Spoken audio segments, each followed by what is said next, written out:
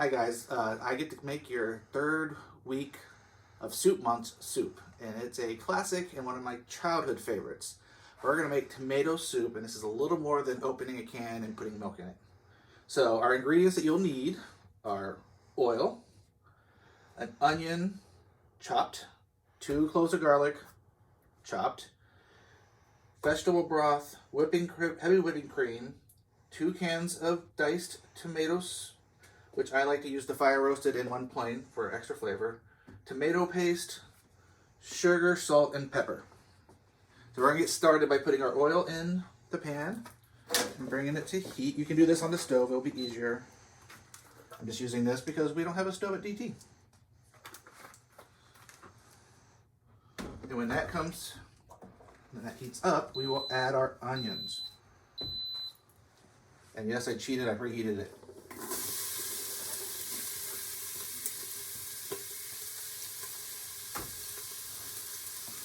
We'll cook these for about 4 minutes until they turn translucent.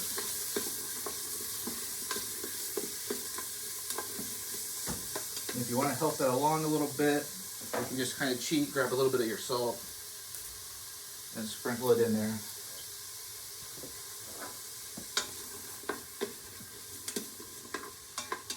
And you'll know it's done. Like I said, when it's translucent, that means when it kind of looks clear instead of white.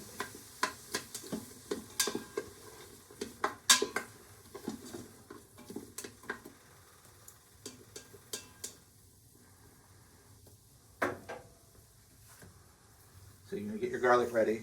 You don't have to cut them perfectly because in the end we're just going to puree them. So that's why I like these type of recipes. The less chopping and perfect looking stuff you have to do, the easier. Alright. Like I said, since my pan was already hot, this went a lot quicker than I thought. Put the garlic in for about a minute.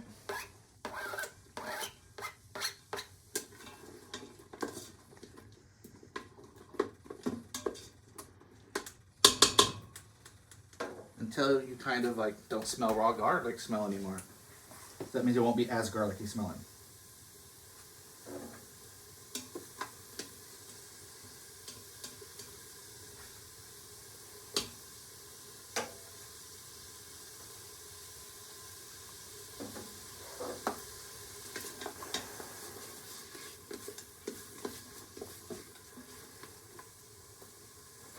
You want 2 tablespoons of tomato paste.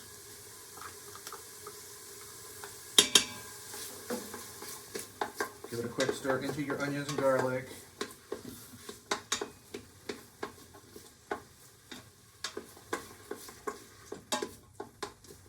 And then let it sit there for about another minute until you start kind of smelling it cook.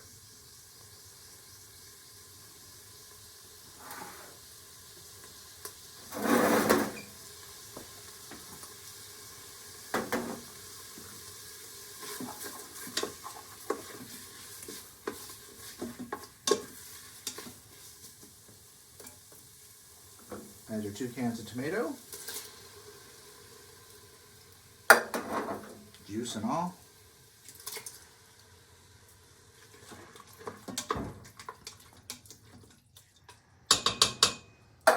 And 2 cups of broth. Now we'll bring this to a boil, turn it down to a simmer, let it cook about 15 minutes, and let it cook a little bit after that. So we'll do that, and then we'll be back to finish it in a moment. All right, so we're back. It's been 15 to 25 minutes. Like I said, we let it boil, turn it down to a simmer for 15 minutes, let it cool. The next step is to puree it. Now you have 2 options. You can use a big blender, take a little bit out at a time, blend it, put it into the pan, put it back on the stove. Or if you're lucky enough to have one of these, it's easier. If you do use a regular blender, make sure you let it cool longer because it will explode out the top and you'll have a big mess and might get burnt. Otherwise, we're going to blend it and then we'll finish it up.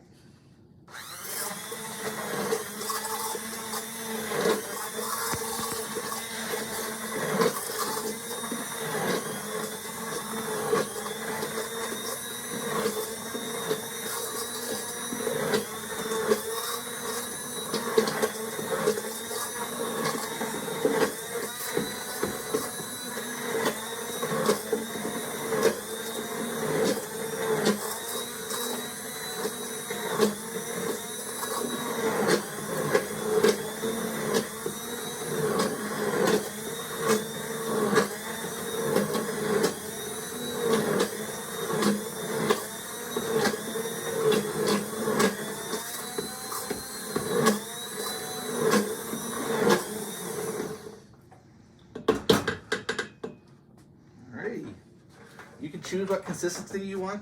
I kind of like a smooth with a tiny bit of texture. Some people want it completely smooth. All right, now to finish it off, we're going to add our sugar, salt, black pepper. It's 2 teaspoons of sugar, a half teaspoon of salt, and about 1/4 to a half teaspoon of black pepper. You can also use white pepper, which is good, even though it tastes a little bit different because then you don't actually see it in the soup. You'll see the black pepper. Add that in. We're going to add 2 tablespoons of our heavy whipping cream.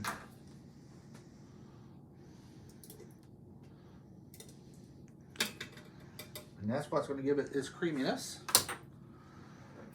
And yes, I kept my mask on, sorry.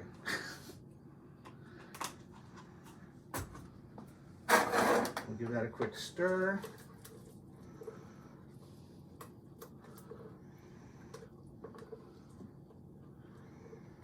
Give it a taste of seasoning.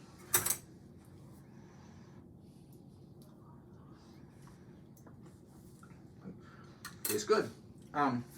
This time, if you need more salt or pepper or anything, you add it. And you also now know how hot it is. You want it to be kind of steamy hot, but not boiling hot, so you can eat it. If it's too hot, you won't really taste it. If it's too cold, it won't be very good either. So, to serve this up, you just ladle some in a bowl. You can top it with a little bit of chives, or one of my favorites is oyster crackers. But my all-time favorite way to eat a grilled cheese is with a grilled cheese sandwich. So, I hope you enjoy the soup. And I hope you make a grilled cheese sandwich to go with it. See you next time.